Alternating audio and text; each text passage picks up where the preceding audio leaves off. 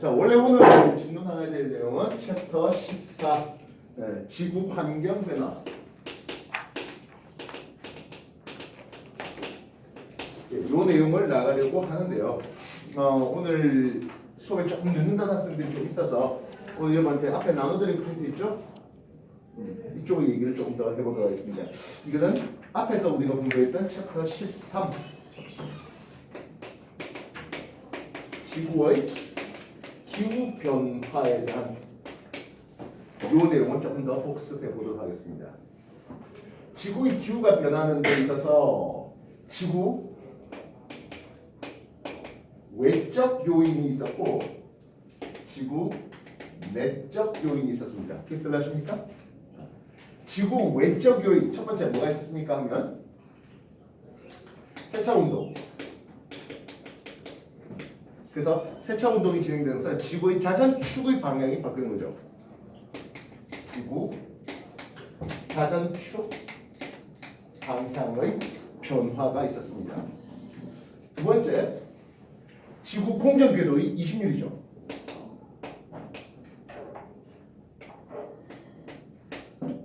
공전 궤도의 20유의 변화가 있었습니다. 세 번째, 자전축이 기울기 자체가 바뀌었죠. 네 번째, 태양 활동이죠.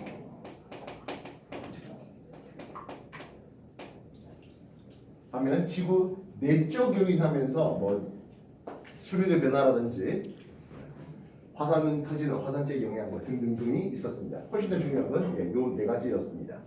기억하실 것 같습니다. 그렇지?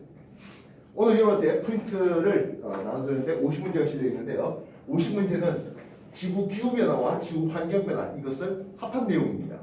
뭐 문제였어요? 그러니까 아직 지구 환경 변화 여기서 환경 변화는 주로 얘기할 게 열수지 또는 복사 평형이라고 불러주는 요 내용은 아직 여러분이 풀지 않아도 좋겠습니다. 알겠죠?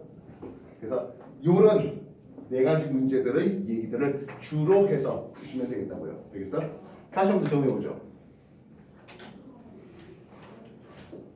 현재 지구는 태양에 대해서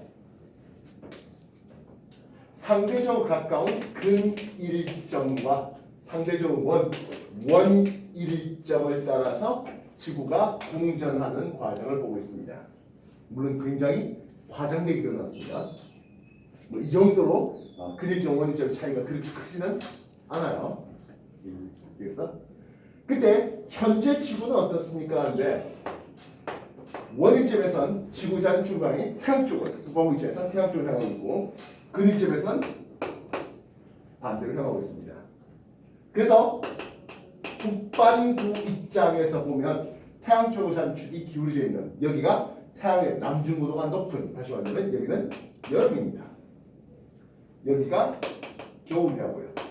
물론 남반구가 문제를 줄 수도 있습니다만은 일단 메인은 뭐다? 북반구라는 거죠. 이해됐어요? 그래서 북반구에서 하진날에 태양의 남중고도 하면 90 위도에 플러스 23.5도 즉 공전궤도의 수직에 대해서 이 각도가 23.5도 기울어져 있습니다. 반면 동짓날에는 어떻게 된다고? 90 위도에 마이너스 23.5도 되는 이런 남중고도를 가지게 됩니다. 그다음에 첫 번째 세차 운동을 보는데요 했어요. 세차 운동의 주기가 26,000년 정도 되다 보니까 1.3만 년 전 또는 후 하겠습니다. 그럼 어떤 일이 벌어집니까 하네요. 태양에 대해서 지구가 자전축의 방향이 이렇게 바뀝니다. 알겠습니까? 그러면 북반구는 하겠네. 여기가 겨울이 걸리고 이쪽이 여름이 걸립니다. 여름이 멀리 있던 여름이 태양에 가까이 있는 여름이 되니까 여름엔 더 더워요. 겨울에 반대로 더 춥네요. 북반구 입지에선 연결차가 심각한 하겠다고요. 되겠습니까? 그래서 세차 운동에 대한 내용들로 1번 소개되고 있습니다. 그 다음에 2번 공전궤도 이식률이 바뀌어요 하겠습니다. 이식률이 감소할 수도 있고 이식률이 증가할 수도 있는데요. 태양에 대해서 이식률이 좀 더 감소한다면 해보자고요. 이식률 감소하는 것은 태양에 대해서 좀 더 원에 가깝게 돌게 됩니다. 그렇습니까? 좀 더 원에 가깝게 돌아서 이렇게 돌겠네요. 세차 운동을 고려하지 않았다면 여름이 가까워집니다. 겨울이 멀어지게 됩니다. 북반구는 역시 마찬가지 북반구는 이식률이 감소하는 경우에 대해서 연교차가 증가되게 됩니다. 기억되십니까? 그럼 물론 이식률이 이거보다 더 찌그러지면 하겠어요. 더 찌그러지면 여름이 조금 더 멀어지고 겨울이 조금 더 가까워지는 이래서 그런 차이를 보시면 되겠죠. 세 번째, 자전축의 기울기를 물어봤는데요. 아까 요렇게 잡았다는 거 했었죠. 자전축의 기울기가 커지면 하겠습니다. 자전축의 기울기가 23.5도에서 24.5도로 증가돼 버리면 하겠어요. 예, 이게 24.5도로 올라가고 이게 24.5도로 역시 빼기가 되버립니다. 여름의 남중보다 더 커지고 겨울의 남중보다 더 작아지겠네요. 예, 그렇게 되면 역시 자전축 기울기가 증가되면 연교차는 증가됩니다. 참고로 이때 연교차의 증가는 요 두 놈 북반구 연교차 증가될 때 남반구 연교차가 오히려 감소하는 것이었는데 요 경우는 남반구 북반구 할 것 없이 모두 다 연교차가 증가되겠습니다. 이런 것들이 엎친 데 덮친 격으로 하면은 추울 때 더 춥게 된다면 그때 빙하기가 올 수 있지 않겠냐라고 하는 게 밀란코비치 주기라고 했습니다. 이해가 되겠습니까? 이해됐어요? 새로운 친구가? 네. 당시 때문에 이거 13 다시 하고 있을 뿐이야. 네가 늦게 오면 어떡하니? 제가 막혀가지고. 자, 그래서 오늘 지구 환경 변화 챕터 14를 하기에 앞서서 지난 시간에 했던 거 지구 기후 변화, 세차 운동, 공기궤도 이식률, 자전축 기울기, 경우에 따라서 태양 활동이 더 강해졌다 또는 약해졌다 이런 것들을 통해 기후 변화에 대한 얘기들로 먼저 연습 문제 좀 더 풀어보시면 좋겠습니다. 시작해 보시겠습니다. 50문제 있는데요. 챕터 1 50문제 있는데 두 개의 회차입니다. 답지 헷갈리지 않도록 하시고 요것만 골라서 문제 풀어야 알겠지? 시간 20분 드립니다. 시작하십시오.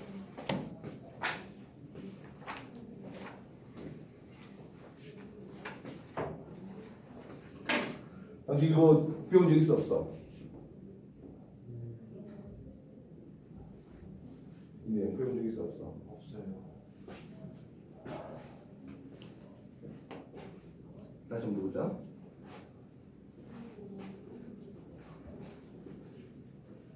지구가 태양 주위를 공전하는데 그죠? 자전축이 기울어진 상태에서 공전하다 보니까 계절의 변화가 생긴다. 이해되겠습니까? 자전축이 태양에 대해서 자전축이 꿋꿋하게 선 상태로 이렇게 공전했다면 그때는 계절 변화가 거의 생기지 않았을 텐데 하겠습니다. 그래서 자전축이 기울어진 처럼 하다 보니까 북반구 입장, 물론 남반구도 입장이 있겠습니다만 우리는 북반구에 살다 보니까 북반구 입장에서는 자전축이 태양 쪽으로 향해 있는 이쪽에 태양의 남중고도가 높아요. 그래서 여름날, 하진날 보통 6월 21일, 6월 22일 그 정도쯤에 걸립니다. 올해는 6월 21일에 걸렸어요. 하진날의 남중고도 90 자, 여기는 위도를 나타낸 표시예요. 90 위도에 플러스 23.5도. 반면 태양에 대해서 반대로 이렇게 누워 있는 북반구에선 그러면 동리날 올해는 12월 22일 아마 그 정도쯤에 걸린 겁니다. 동리날은 남중고도 90 위도에 마이너스 23.5도. 그러니까 여름과 겨울에 태양의 남중고도 차이가 얼마 차이 납니까? 23.5도의 두 배만큼 47도만큼 납니다. 이래서 태양은 훨씬 더 높게 떠 있는 여름과 낮게 떠 있는 겨울을 얘기하는 겁니다. 그로 인해서 계절 변화가 생기는데 태양 주위로 지구가 공전하는데 이게 완벽하게 원을 그리고 공전하는 건 아니에요. 그래서 타원을 그리고 돌아요. 타원은 태양에 대해서 가까운 근일점과 태양에 대해서 먼 원일점으로 나눌 수 있습니다. 우리가 생각할 때 원일점 멀리니까 추울 거 아니야라고 생각하지만 그건 아니란 거예요. 뭐냐면 태양의 남미가 훨씬 더 중요해요. 좀 과장되게 그림을 그려놨지만은 실상 이 원지 근일점 차이는 그렇게 크지는 않아요. 그래서 태양 쪽을 향해 있는 원일점에서 북반구는 여름이 걸리고 태양에서 가까운 근일점은 태양 이제 자전축이 반대 방향에 기울어져 있어서 남쪽보다 낮은 겨울이 북반구의 근일점 원일점에서의 얘기예요. 물론 얼마든지 추가적으로 겨울에서 쭉 오다 보면 이쪽에서 봄이 걸리겠죠. 여름에서 쭉 가다 보면 이쪽에선 가을이 걸리겠네요. 물론 뭐 봄, 가을도 뭐 중요하겠습니다만 아무래도 여름과 겨울이 훨씬 더 중요한 부분이 있다고요. 그래서 자, 근데 지구라는 놈이 이 자전축이 그냥 가만히 있는 게 아니라 돌아요. 회전해요. 이렇게. 지구 자전축의 연장선은 쭉 연결해서 나오는 게 북극성인데요. 다시 말하면 북극성이라고 하는 게 특정한 어떤 별 하나를 지정하는 건 아니에요. 그래서 자전축이 기울어지다 보니 자전축의 방향이 바뀌다 보니까 세차 운동을 하는 과정에서 북극성이라고 불러주는 별의 위치는 별의 종류는 조금씩 달라지게 됩니다. 물론 사람이 한평생 살아가지고는 1.3만 년 한평생 살아가지고는 그렇게 돌아간 걸 별로 느낄 수는 없고요. 몇백 년의 데이터를 누적시켜 보면 알 수가 있습니다. 자, 그래서 세차 운동이 그렇게 시계 방향에 돌아요. 지구의 자전 및 공전 방향 반시계고요. 시계 방향 도는데 26,000년이 주기가 되니까 세차 운동 주기 T 세차 운동의 주기의 2분의 1에 해당하는 시간, 다시 말하면 1.3만 년이라는 시간이 지난다면 하겠습니다. 지난다면 그러면 원일점에서는 요리 돌다 보니까 이제 북반구가 겨울이 걸리고 근일점에서 여름이 걸려요. 여름이 멀리 있던 상황, 여름이 가까이 있는 여름이 되고 반면 가까이 있던 겨울은 멀어지게 돼요. 여름은 더 더워지고 겨울은 더 추워지는, 다시 말하면 북반구의 연교차는 더 증가되는 현상을 봐요. 물론 남반구는 반대가 됩니다. 남반구는 여기가 겨울이었는데 멀리 있던 겨울이었는데 가까이 있는 겨울이니까 남반구는 연교차가 오히려 줄어들어요. 근데 역시 관심은 북반구야 남반구야? 당연히 북반구가 관심 있지. 우리나라 관심이 있다고요. 그래서 그 베이스를 기억하시기 바랍니다. 그래서 세차 운동의 주기에 대해서 세차 운동 주기의 반주기가 지난다면 연기차가 훨씬 더 커지는 현상을 볼 수가 있다. 자, 그러면 공정궤도 20률이 0이라는 것은 완전 원을 뜻하고요. 20률이 1이라고 하는 것은 이건 직선을 뜻해요. 지구 20률은 거의 0에 가깝지만은 어쨌든 0은 아니에요. 그래서 이렇게 타원 궤도를 돌고 있는 상황에서 20률이 감소하는 것 또는 증가하는 것 둘 중 하나만 기억하면 될 거 아니야. 그래서 20률이 이것보다 감소하게 되어서 좀 더 원에 가깝게 된다고 생각하자고요. 세차 운동 이런 거하고는 좀 다른 주기로 움직입니다. 그렇다면 어떤 일이 벌어집니까 하는 거예요. 20률이 감소했을 경우에 하나 있습니다. 증가하면 반대로 생각하면 되는 거예요. 그러면 좀 더 원에 가깝게 돈다. 다시 말하면 요렇게 돌겠다는 뜻이에요. 이해했어? 좀 더 원에 가깝게 돈다. 그러면 원점은 조금 더 가까이 걸리면서 다시 말하면 우리나라 여름이 좀 더 땅에 가까워지면서 더 더워지고요. 겨울은 오히려 멀어지다 보니까 역시 북반구 연기차는 더 증가되는 것을 보겠습니다. 남반구는 그와 반대가 되는 거고요. 그래서 지구의 자전축이 23.5도 기울어졌다 했는데 이게 수억 년을 거쳐서 계속 똑같습니까? 그렇지 않다고요. 한 10만 년 정도 주기를 가지고 자전축 기울기가 조금씩 바뀝니다. 이 자전축의 기울기가 현재로서는 23.5도였는데 이게 21.5도에서 23.5도, 24.5도 요 정도 사이로 왔다 갔다 합니다. 그래서 어차피 20률이 자전축 기울기가 증가하는 것과 감소하는 것들 두 개를 구분해 볼 수 있다면 어차피 한 개만 또 그렇게 하면 되겠다. 아까 말했지만 지구자전축 꼬다리 선 상태로 공개했다면 계절 변화가 거의 생기지 않았을 텐데 기울어져 있다 보니까 계절 변화가 생겨요. 화성의 기울기는 대략 한 25도 기울어져 있어요. 역시 화성도 그래서 계절 변화가 있거든 하는 것을 볼 수 있습니다. 24.5도로 증가하게 돼버리면 하겠어요. 아까 화진날 23.5도에 플러스 동진날 마이너스 23.5도 했던 게 결국엔 플러스 24.5도. 여름날에 남중고도 1도 더 올라요. 동진날은 오히려 1도 더 내려가겠죠.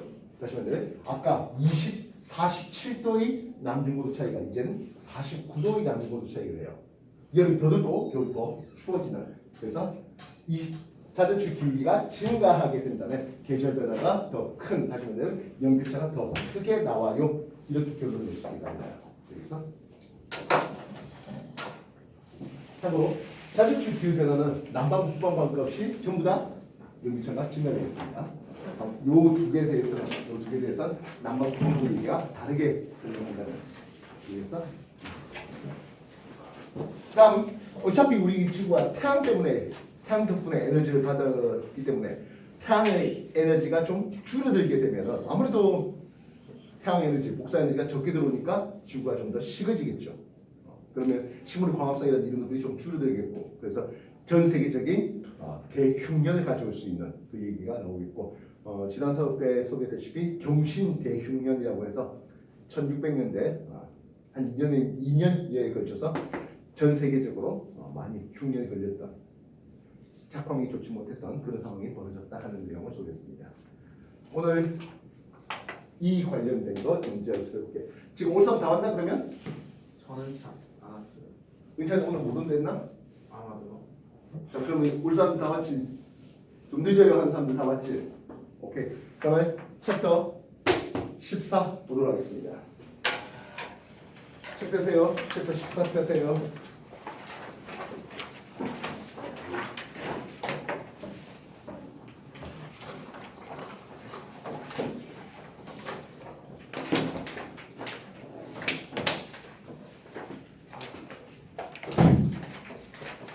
자, 오늘 지구 환경 변화 가장 중요한 건 아무래도 지구의 열수지 또는 복사 평형이라고 하는 놈이에요. 요 얘기를 좀 소개해 보도록 하겠습니다. 근데 책을 칸을 가져왔어요.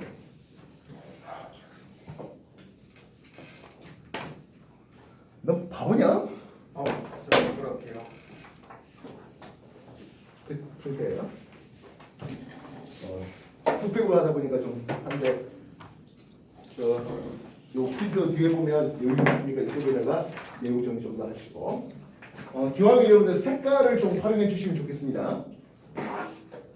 지금 복사 평형할 때 하나의 그래프에서 꽤 많은 양의 내용을 써야 돼요. 똥은 연필 하나 가지고는 정리하기가 쉽지는 않을 수 있기 때문에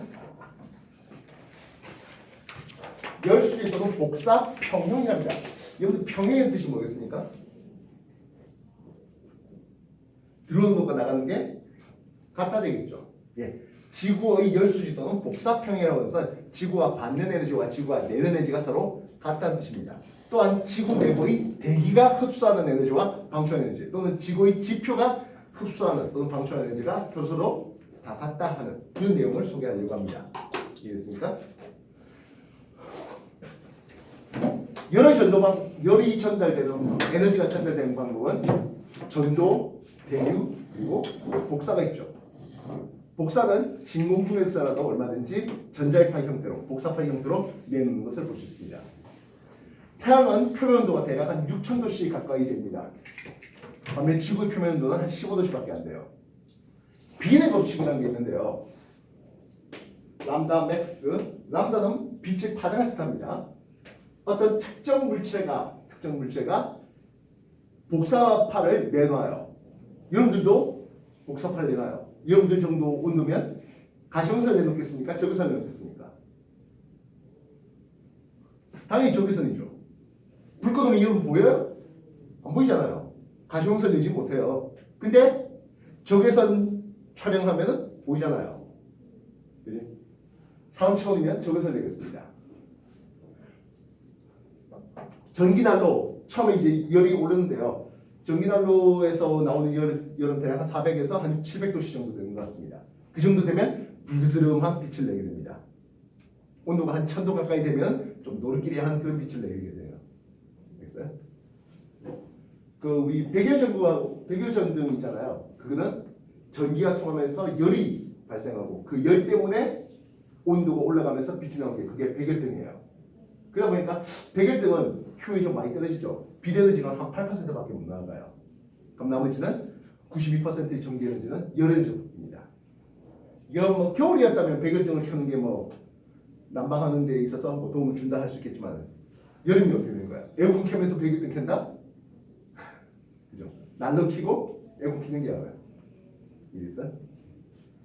람다 맥스는 자 라지 T를 썼는데 이건 절대 온도예요. 절대 온도에 반비례합니다. 자, 다시 먼저 온도가 높아지면 높아질수록 파장이 짧은 빛을 낸다는 뜻이에요. 이해됐어요? 그래서 지구와 같은 저온의 물체는 적외선, 파장이 긴 적외선을 내고요. 태양같이 고온의 물체는 가시광선을 내요. 알겠습니까? 물론 가시광선 말고도 약간의 자외선이나 엑스레이들도 내게 있습니다. 그럼 태양보다 훨씬 더 뜨거운 물체는 어떻게 될까요? 태양보다 훨씬 더 뜨거운 천체는 가시광선을 넘어서 자외선, 엑스레이 이런 것들을 훨씬 더 많이 내겠다고 쓸 수 있겠죠. 이해됐어요? 자, 여기 지표를 준비해봤고 대기를 준비해봤습니다. 태양에서 에너지가 100만큼 온다라고 해볼게요. 파장을 보는데 외권에서 에너지의 크기는 이런 그림이 그려집니다. 눈에 보이는 이게 비지블 라이트 가시광선입니다. VS면 비지블 라이트 가시광선인지 알겠죠? 가시광선보다 파장이 더 짧은 쪽을 하면 UV 자외선을 쓸 수 있겠고 가시광선보다 파장이 더 길면 IR 적외선을 쓰겠습니다. 이해됐어요? 이게 외권에서의 얘기입니다. 태양은 100의 에너지를 내는데 요 광선이 대략 노란색 쪽에 해당합니다. 이해됐어요? 자, 여기까지 일단 정리해 보시겠습니다. 맨 뒤에 일어서서 수업하자.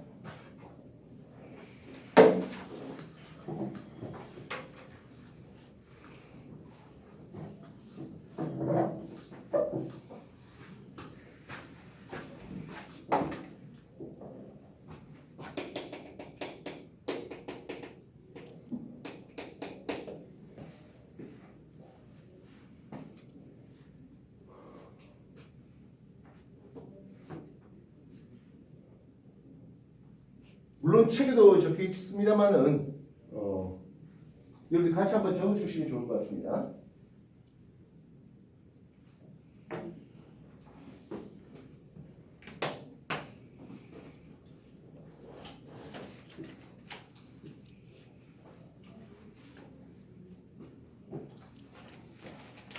태양 에너지 100을 쓰면 이렇게 쓸 수 있겠다고요.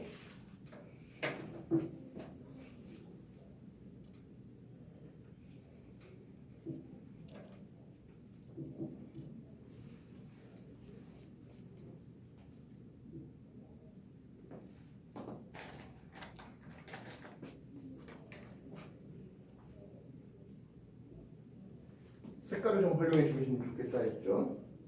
여기 쓸 게 굉장히 많아요. 여기 책에도 있지만은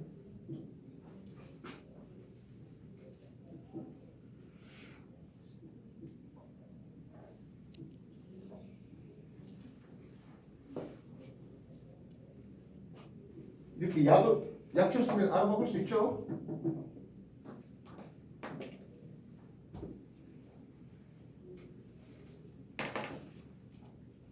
오늘까지 이렇게 기권 유체 지구에 대한 내용을 다루고요. 다음 주부터는 이번 토요일부터는 내신 준비한다고 한번 해보도록 하겠습니다. 여기 공부할 거 2학년 내신 준비할 거 공부할 거 가져오시고요.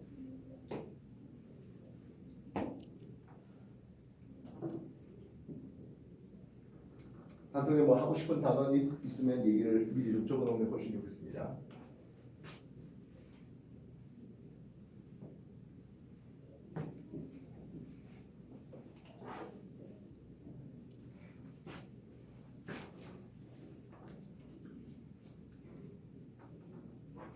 참고로 가시광선, 자외선, X선처럼 파장이 짧은 이런 놈을 우리는 짧을 단자 씁니다. 단파란 이름을 씁니다. 반면 적외선이나 또는 마이크로웨이브, 전파 영역 이런 게 되면 파장이 상대적으로 길다 해서 장파라고 쓰고 있습니다.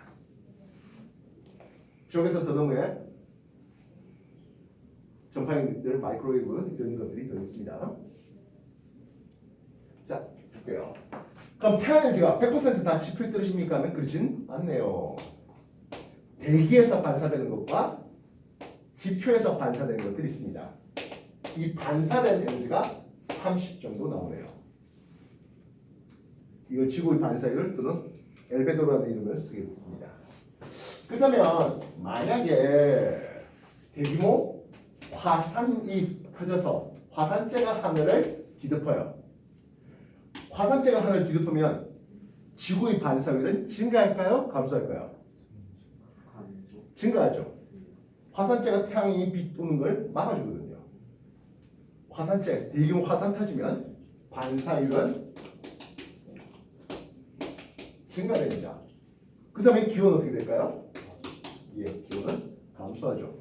즉 우리가 대규모 화산 터질 때 와 화산 뜨거운 열기가 나올 거 아니야. 아주 국지적으로는 뜨겁겠습니다만 지구 전체로 보면 대규모 화산재로 인해서 태양에너지가 제대로 못 들어옵니다. 그래서 지구 전체 기온이 많이 낮아지게 돼요. 약 7만 년 정도 전에 필리핀 쪽에 피나토 화산이라는 대규모 화산이 있는데요. 약 7만 년 전에 엄청나게 그렇게 많이 터졌습니다. 그래서 전 지구적으로 엄청난 냉각기가 왔던 그런 게 있겠고요. 그 외에도 이제 뭐 중생대를 끝장낼 때 소행성이 이제 부딪히면서 여러 돌가루들이 하늘을 뒤덮어서 공룡 멸종이라든지 또는 중생대의 끝장을 보았다는 그런 내용들이 소개될 수 있겠죠. 다시 한 번 더. 만약에 빙하가 감소한다고 해봤죠. 뭐 실제로 지금도 빙하가 엄청나게 감소되고 있습니다. 특히 내륙 빙하 이거 엄청나게 많이 줄어들고 있죠. 빙하라는 것은 빛을 잘 반사하는 존재일까요? 잘 흡수하는 존재일까요? 빛을 잘 반사하는 존재예요. 그래서 빙하가 감소한다면 이 반사율은 어떻게 된다고? 감소하죠. 그래서 빙하를 녹게 하려면요, 그냥 검은 재 같은 거 빙하 위에 뿌려두면 훨씬 더 빨리 녹아요. 검은색 재라는 것은 모든 빛을 잘 흡수하는 놈들이기 때문에요. 반사율이 감소합니다. 그러면 태양의 흡수율이 높아지겠죠. 기온이 어떻게 되지? 더 올라가요. 즉 현재 빙하 감소한다고 지구 온난화를 걱정하고 있는데 그로 인해서 이게 양성 피드백으로 계속 올라가는 거죠. 즉 처음에 기온이 지구 기온이 뭐 0.1도 올라가 0.2도 올라가 뭐 애게 그 정도 가지고 하지만은 나중에 되면 1도, 5도, 10도 이렇게 왕왕 오를 수 있다는 거죠. 기온이 증가되는 케이스로 보겠습니다. 반사율에 대한 내용입니다. 이해됐습니까? 그러면 나머지 70이 지구한테 흡수가 될 텐데요. 이렇게 대기 흡수가 있겠습니다. 25. 지표 흡수가 있겠습니다. 45. 이해됐습니까? 그래서 지구의 흡수는 대기 흡수 25와 지표 흡수 45로 나누고 있습니다. 이 숫자는 교재마다 좀 다른데요. 지금 내가 이렇게 쓰는 것은 좀 예전 교재의 내용입니다. 지구과학 1이 새 교과과정으로 바뀐 뒤에는 이 숫자가 조금 달라졌습니다. 근데 웃긴 건 지구과학 2에는 이 숫자 그대로 놔두고 있어요. G2 얘기로 소개한다 해도 나쁘지 않을 것 같습니다. 그렇다면 지상에는 45라는 에너지가 떨어질 때 있잖아요. 지표에는. 지표 45는 도대체 어느 정도 수준일까요? 하겠습니다.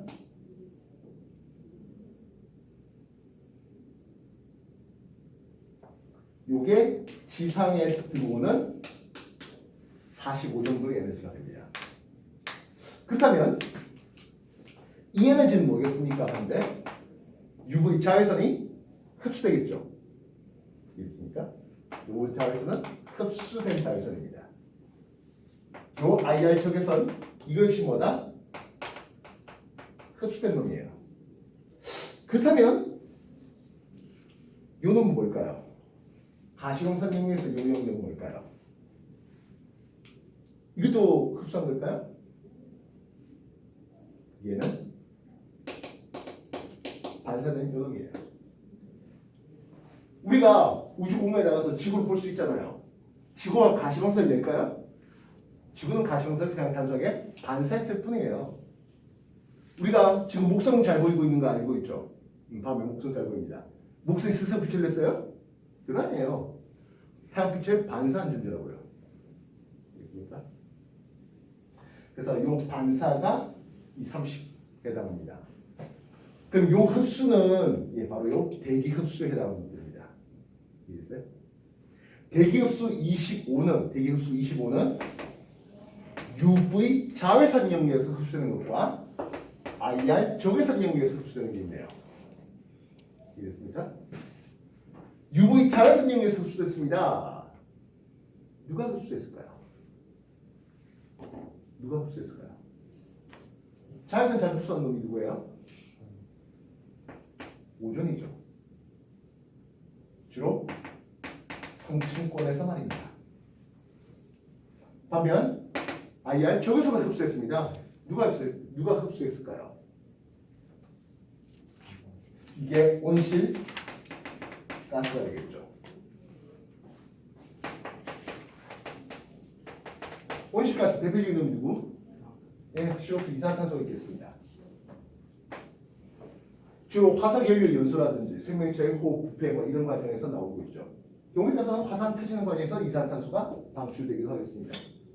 뒤에 들이려서 수증기도 온실가스예요. 근데 이 수증기의 온실 이거 우리가 조절할 수 있어요? 바다에다 비닐 덮어서 그거 안 되잖아요. 이산화탄소를 조절하겠다는 거죠. 이해했습니까? 그 외에 메탄 같은 놈들이 역시 온실가스가 되겠습니다. CH4 메탄가스는 초식동물이 소화하는 과정에서 방출하기도 하고요. 혐기성 세균이 유기물 분해하는 과정에서 만들어지기도 하겠습니다. 특히 우리가 육식을 하기 위해서 소를 키우고 하는데 그 소가 엄청난 양의 메탄가스를 방출해요. 알겠습니까? 그 외에 소문자 S는 것은 프레온가스 종류들 되겠습니다. CFC라고 하면서 프레온가스 종류들입니다. 염화불화탄소들에 해당하는 것들인데 이것들이 이제 에어컨 냉매로 많이 쓰였던 놈들이에요. 나중에 보시면 알겠지만 이게 오존층 파괴의 원인 물질로도 소개되겠습니다. 온실효과율을 보면은 이산화탄소를 1, 분자 하나당 온실효과율을 1로 보면 메테인은 한 10 정도 됩니다. 프레온가스는 한 50 정도 됩니다. 근데 한 분자당 온실가스율은 좀 적지만은 양 농도로 보면 이산화탄소가 월등히 많기 때문에 그래서 적외선 흡수 온실가스에 대해 적외선 흡수하는 온실 효과는 주로 이산화탄소에 포커스 맞춰주고 있습니다. 그래서 결국엔 우리가 메탄가스가 방출되는데 이 메탄가스를 그냥 연소시켜서 이산화탄소 만들면요 온실 효과율은 좀 떨어질 수 있어요.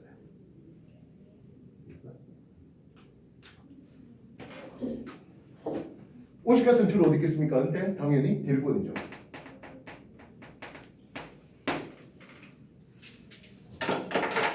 그래서 지상에 떨어지는 자외선은 상대적으로 자외선 중에서 파장이 긴 쪽에 해당합니다. 즉 뭐 우리가 선탠하는 그 정도 수준의 자외선이에요. 그보다 파장이 더 짧은 자외선은 사람 눈을 실명시키기도 하고요. 그리고 각종 피부암이라든지 이런 것들을 만들어낼 수 있는 독성이 강한 놈들입니다. 그래서 우리가 살균한다고 자외선 살균하잖아요. 뭐 칫솔에 대한 자외선 살균도 있겠고, 뭐 물컵 같은 것들을 자외선 살균하는 것들도 있겠습니다. 그런 것들은 이놈보다 우리가 지상에서 햇빛으로 받는 것보다 훨씬 더 파장이 짧은 고에너지의 자외선이 되겠다고요. 물리에서 공부해봤겠지만 빛이 가지는 광자 한 개의 에너지는 진동소에 비례하고 파장에 반비례하죠. 이랬어요? 파장이 짧은 쪽으로 갈수록 에너지가 큰 전자기파입니다. 그래서 자외선 중에서 파장이 더 짧은 놈은 아까 말했다시피 사람의 피부암이라든지 실명을 가져올 수 있습니다. 그래서 자외선 살균기를 직접 들여다보면 곤란한 일이죠. 알겠어?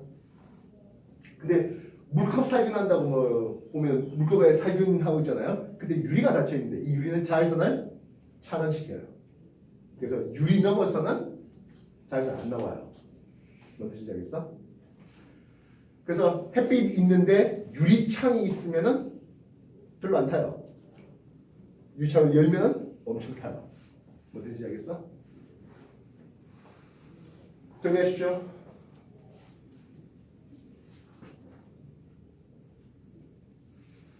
지표 떨어지는 45의 에너지를 이렇게 표현한 겁니다.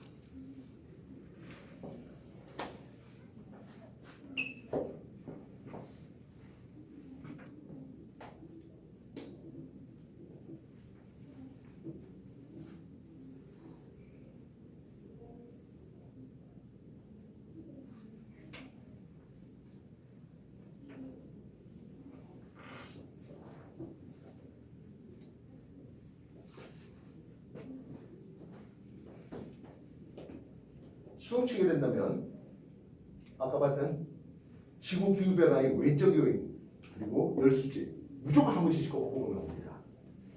뭔지 알아요? 내가 왜 이런 숫자 외우겠어? 워낙 시험 많이 나오니까 외워진 거예요. 물론 지금 여러분한테 외우라고 하는 숫자는 아니고요.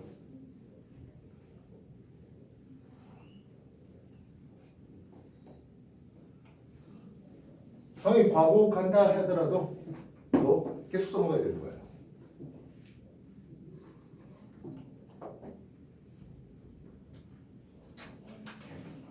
자, 지표가 45란 에너지를 태양으로부터 받았습니다.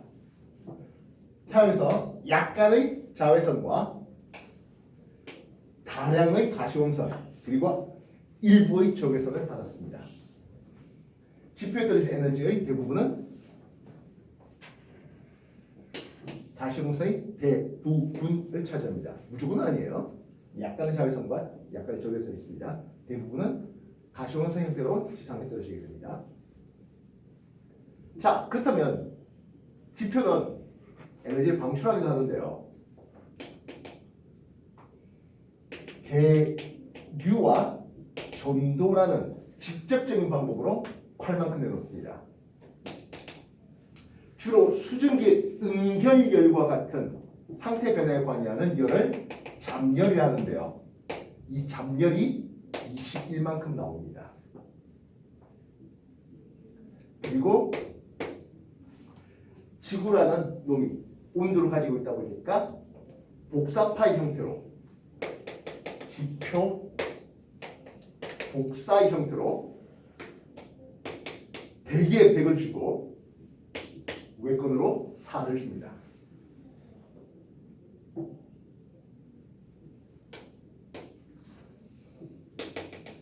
대기가 흡수한 놈을 한번 볼게요. 대기 흡수 양은 25. 태양으로부터 받은 에너지가 25만큼 있습니다. 태양으로부터 받은 25는 주로 자외선과 적외선 쪽입니다. 그리고 8 더하기 21 더하기 100만큼 받았습니다. 얘는 지표로부터 받은 겁니다. 예, 요 100은 복사파의 형태로 받았고요. 지표가 되는 복사파를 해봐야 적외선입니다. 산수 계산해 주십시오. 얼마입니까? 150, 350입니다. 지표가 받는 다시 대기가 흡수하는 에너지를 복사파의 형태로 볼 때 단파 쪽이 많습니까? 장파 쪽이 많습니까?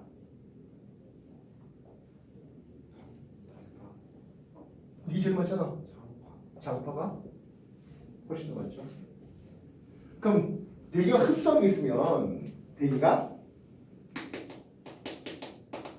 방출하는 것도 있는데요. 아까 말했죠. 복사 평일 있잖아. 얼마를 방출할 것 같아?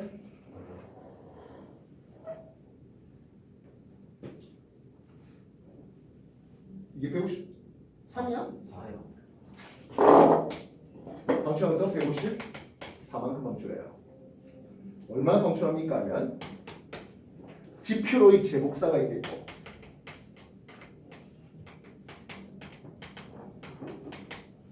그리고 외권으로 복사가 있겠습니다. 지표로의 제복사 요게 88만큼 나가고 외권으로 내놓는 게 66만큼 내놨습니다. 66과 88만큼으로 해요. 66은 누구한테 준 겁니까 하면 외권으로, 지구 외권으로 준 거고 얘는 지표로의 제복사입니다. 이해됐습니까? 대기가 지표로의 제복사 이걸 뭐라고 부릅니까 하면 온실 효과 유리라는 것입니다. 여러분들 겨울철에 방에 보일러를 켜놨는데요. 그냥 맨바닥에 놔둔 것과 이불 하나 덮어놓은 거 어떤 게 더 따뜻할까요? 이불 하나 덮어놓은 게 훨씬 따뜻해요. 즉 열이 그 이불 속에 갇혀 있는 거죠. 마치 지구의 대기가 이불인 양 되는 거죠. 이해됐습니까? 물론 여기 방출하는 대기 방출하는 이거는 모두 다 적외선이에요. 알겠습니까? 이들 모두 다 IR 적외선입니다. 대기가 흡수하고 대기가 방출하는 부분입니다. 공부되겠습니까? 정해 주십시오.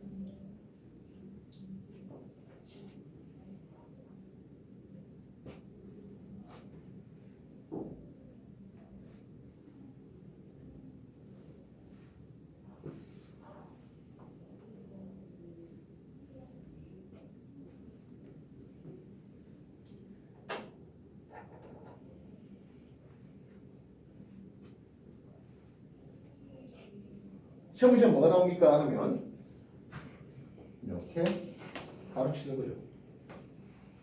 X는 하겠습니다. 왜? 대기가 흡수한과 방출하는 것이 서로 같다 보니까 중간에 이게 가르쳐 있다 하더라도 위쪽 아래쪽 합이 서로 같음을 계산해낼 수 있어야 되겠다는 거야. 이거 문제예요.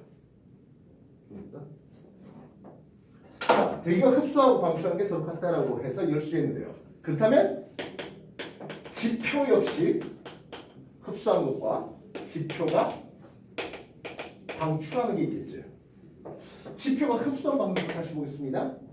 45를 흡수했습니다. 누구로부터? 누구로부터? 해양으로 받았습니다.